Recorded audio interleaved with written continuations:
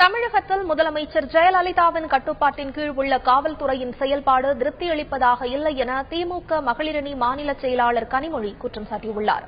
மகளிரணி நிர்வாகிகளின் ஆலோசனைக் கூட்டத்திற்கு பிறகு அவருடன் எமது செய்தியாளர் ராமச்சந்திரன் நடத்திய நேர்காணலை இப்போது பார்ப்போம். கூட்டத்தில் பிரதானமாக மது பிரச்சாரத்துக்கு எதிராக ஏதாவது விவாதிக்கப்பட்டதா? அதை எப்படி முன்னெடுத்து செல்ல போறீங்க?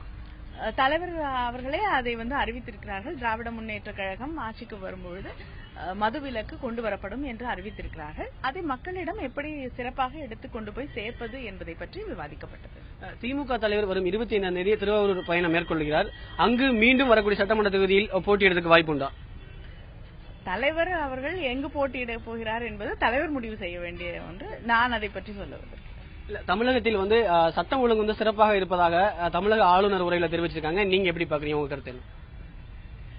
நீங்க ஊடகங்கள்ல இருந்து வந்திருக்கீங்க, உங்களுக்கே தெரியும் எந்த அளவுக்கு சிறப்பாக இங்க சட்டம் ஒழுங்கு தினம்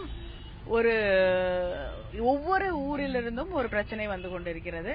ஆனா அதை பத்தி முதலமைச்சருக்கு கீழே இருக்கக்கூடிய காவல்துறையை பற்றி முதல்வருக்கும் அக்கறை இல்லை. காவல்துறை செயல்படுகிறதா என்றே தெரியாத அளவுக்கு அவங்க அவ்வளவு அழகா அதை நிர்வாகம் செய்து கொண்டிருக்கிறார்கள்.